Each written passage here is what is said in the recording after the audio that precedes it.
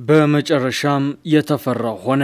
የጽምዶ ኃይሎች መንግስት ላይ ይፋዊ ጥቃት ጀመሩ። ባለፉት ሳምንታት የጽምዶ ኃይሎች ተባብረው ሊያጠቁን ነው ሲል ሲያሳውቅ የከረመው የኢትዮጵያ መንግስት የጽምዶ ኃይሎች ጥቃት መክፈታቸውን ይፋ አድርጓል። የፋኖ ኃይሎች በኦሮሚያ ሰብረው በመግባት ድንገተኛና መብረቃዊ ጥቃት ከፍተዋል። በርካታ የመንግስት ታጣቂዎች ተገድለዋል፣ ንጹሃንም ተገድለዋል። ጥቃቱ ከመከፈቱ ከሁለት ቀን አስቀድሞ የኢትዮጵያ ሀገር መከላከያ ሰራዊት አካባቢውን ለቆ የወጣ ሲሆን በኦሮሚያ የፋኖ እንቅስቃሴ እጅግ አሳሳቢ ደረጃ ላይ ደርሷል። የኦሮሚያ ክልል የኮሙኒኬሽን ቢሮ ኃላፊ በበኩላቸው የጽምዶ ኃይሎች ተባብረው ጥቃት ከፈቱብን በማለት ነው የከሰሱት። በዝርዝር የምናስደምጣችሁ ዘገባችን ነው። ለጠቅላይ ሚኒስትር አብይ አህመድ መንግስት ከባድ ማስጠንቀቂያ ደረሰው። አብይ እንደ እናቴ መቀነት ነው የማየው የሚሉ ተቋም ከበድ ያለና ከረር ያለ ማስጠንቀቂያ ሰጥቷቸዋል። ተቋሙ መንግስትን ከማስጠንቀቅ አልፎ ከፍተኛ ግፊት እያደረገ ስለመሆኑም ታውቋል። ከዚህ በኋላ ይህን አካሄዳቸውን አስተካክሉ የሚል ማሳሰቢያም ተሰጥቷል። የምታዳምጡት ይሆናል። የኦሮሚያ ክልል ፕሬዝዳንት አቶ ሽመልስ አብዲሳ ያልተጠበቀ እርምጃ ወስደዋል። አቶ ሽመልስ አብዲሳ የወሰዱት ውሳኔ እያነጋገረ ሲሆን ይህ ውሳኔ የተሰጠውም የኦሮሚያ ክልል 4 ቦታ ይሰነጣጠቃል በተባለ ማግስት ነው። የአቶ ሽመልስ አብዲሳ አስተዳደር የክልሉን መዋቅር ሙሉ ለሙሉ መከለሱ ነው የተሰማው። ታዳምጡታላችሁ። እስራኤል የኢራንን የድርድር ተወካዮች ለመግደል አቅዳ እንደነበር ተሰማ። አሜሪካና ኢራን በሁለቱ ሀገራት መካከል የነበረውን ውጥረት ለማርገብ በድርድር ላይ በነበሩበት ሰዓት እስራኤል የኢራንን ከፍተኛ የድርድር ተወካዮች ለመግደል እቅድ እንደነበራት የአሜሪካ ባለስልጣናት ማመናቸውን ኒውዮርክ ታይምስ ዘግቧል። አክብሮታዊ ሰላምታችን በያላችሁበት የዓለም ዳርቻ የደረሳችሁ የተወደዳችሁ የአንድ አፍታ ሚዲያ ቤተሰቦች ለአሁን የተደመጡ መረጃዎችን አጠናቅረን መተናል። እንደተለመደው እስከ መረጃዎቻችን ፍጻሜ ድረስ አብራችሁን ቆዩ። ወደ ዝርዝሮቹ እናምራ።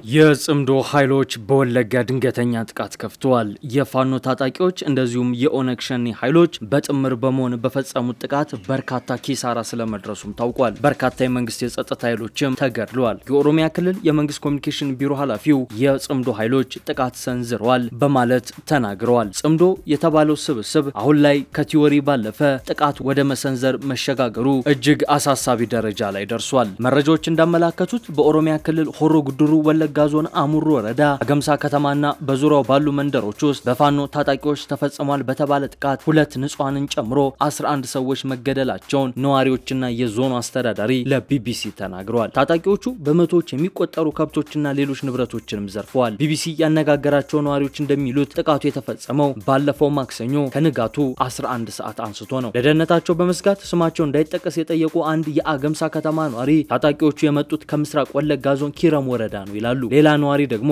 አስከፊ ሁኔታ ነው የነበረው። ከማክሰኞ ሌሊት 11 ሰዓት ሰው ከእንቅልፉ ሳይነሳ የፋኖ ታጣቂዎች ነዋሪዎችን መግደል ጀመሩ፣ ንብረትም ዘርፏል፣ የሞቱ ብዙ ናቸው፣ የቆሰሉም እንደዚሁ በማለት የደረሰውን አስታውሰዋል። 2 ነዋሪዎች እንደተናገሩት ታጣቂዎች ወደ አካባቢው በገቡበት ሰዓት በስፍራው የክልልም ሆነ የፌዴራል መንግስት የጸጥታ ኃይሎች አልነበሩም። ጥቃቱ የተፈጸመው በአካባቢው የነበረው መከላከያ ሰራዊት አባላት ከአካባቢው ከወጡ ከቀናት በኋላም ነው። ነዋሪዋ አንድ የአካባቢው ነዋሪ የሀገር መከላከያ ሰራዊት ነበሩ፣ እነሱ ከዚያ ወጡ፣ ምክንያቱን አናውቅም፣ ከወጡ ከ2 ቀናት በኋላ ታጣቂዎቹ ገቡብን፣ ከጥቃቱ በኋላ ግን መከላከያው ወደ ካምፑ ተመልሷል ብለዋል። ይህ ጥቃት የመጀመሪያው እንዳልሆነና ለ3ኛ ጊዜ የተፈጸመ እንደሆነም አስረድተዋል። ሌላ ነዋሪ በበኩላቸው የፌዴራል ኃይሎች የሉም፣ ሚሊሻማ ነበረ፣ አልነቃበትም፣ ያው ዝም ብሎ በድንገት ገብቶ ህዝቡ ከእንቅልፉ ሳይነቃ ከተማ ውስጥ ያለ ከብት፣ በግ፣ ፍየል አንድ ሳይቀር የሰው ቤት ሰብረው ይዘው ወጡ ብለዋል። 400 ገደማ ከብቶች መወሰዳቸውን የሚናገሩት እኚሁ ነዋሪ መደብሮች ጭምር እንደተዘረፉ ለቢቢሲ ተናግረዋል። ሌላኛዋ ነዋሪ ደግሞ ከብት አልቀረም፣ ፍየልም አልቀረም፣ ያስቀሩት ምንም ነገር የለም፣ የምንሸሽበት ቦታ ሁሉ አልነበረንም፣ አሁን ራሱ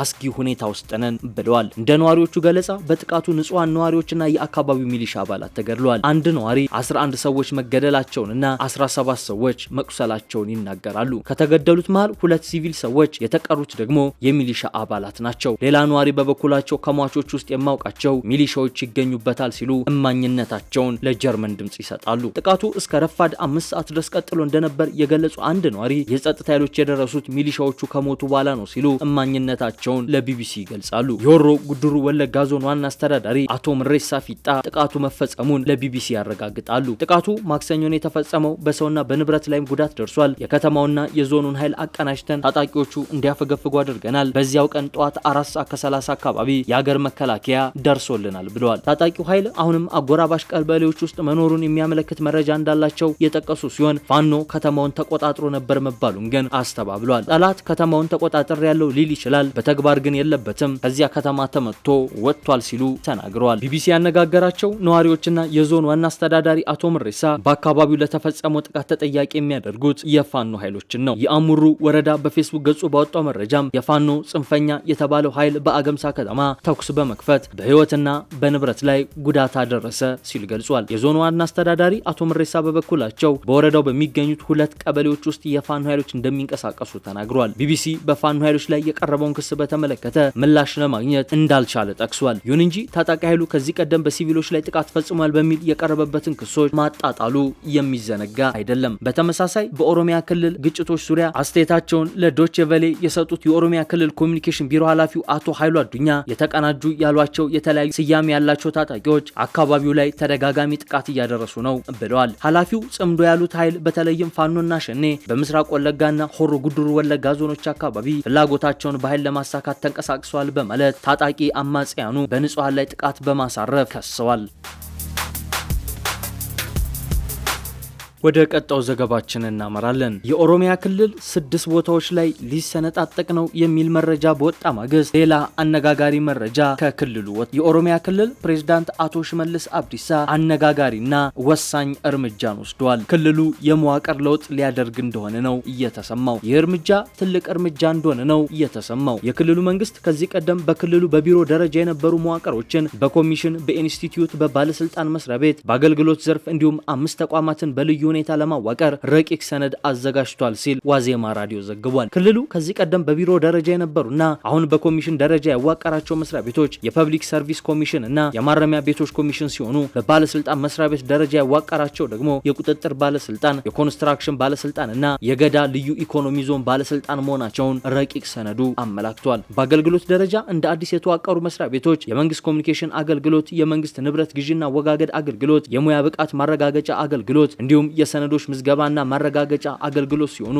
በኢንስቲትዩት ደረጃ የተደራጁት መስሪያ ቤቶች ደግሞ የእርሻ ጥናትና ምርምር ኢንስቲትዩት፣ የኦሮሞ ባህልና ጥናት ምርምር ኢንስቲትዩት፣ የህግ ጥናትና ስልጠና ኢንስቲትዩት እንዲሁም የፕላን ኢንስቲትዩት መሆናቸውን ዘገባው ጠቁሟል። በልዩ ሁኔታ የተዋቀሩ ተቋማት ደግሞ በክልሉ ያሉ ዩኒቨርሲቲዎችን የሚያስተዳድር መስሪያ ቤት፣ የኦሮሚያ ብሮድካስቲንግ ሰርቪስ ኦቢኤን፣ የአደጋ ስጋት ቡሳ ጎፋኖ፣ የኦሮሚያ ፖሊስና የኦሮሚያ ሉዓላዊ ፈንድ መሆናቸው ተጠቁሟል። ከዚህ ቀደም የነበሩና ባሉበት የሚቀጥሉ ቢሮዎች ተብለው በረቂቅ ሰነዱ የሰፈሩት የትምህርት ቢሮ፣ ጤና ቢሮ፣ የግብርና ቢሮ፣ የገቢዎች ቢሮን ጨምሮ 21 ቢሮዎች ሲሆኑ እነዚህ ቢሮዎች በስራቸው ሌሎች ንዑስ መስሪያ ቤቶችን እንዲቆጣጠሩና እንዲያስተዳድሩ ስልጣን ተሰጥቷቸዋል። ራሳቸውን ችለው እንዲቀጥሉ በተደረጉ ቢሮዎች ስር እንዲተዳደሩና እንዲቀላቀሉ ከተደረጉ በርካታ ቢሮዎች መካከል በሰላም ቢሮ ስር የጸጥታና አስተዳደር እንዲሁም የሚሊሻ ጽህፈት ቤቶች፣ የማዕድንና ኢነርጂ ባለስልጣን፣ በመሬት ቢሮ ስር የልማት ተነሺዎች ኤጀንሲ፣ በኢንዱስትሪ ቢሮና የልማት ተቋማት ስር የህብረት ስራ ማህበራት የልማት ተቋማት፣ በፐብሊክ ሰርቪስ ኮሚሽን ስር የፐብሊክ ሰርቪስ ቢሮና የስነ ምግባርና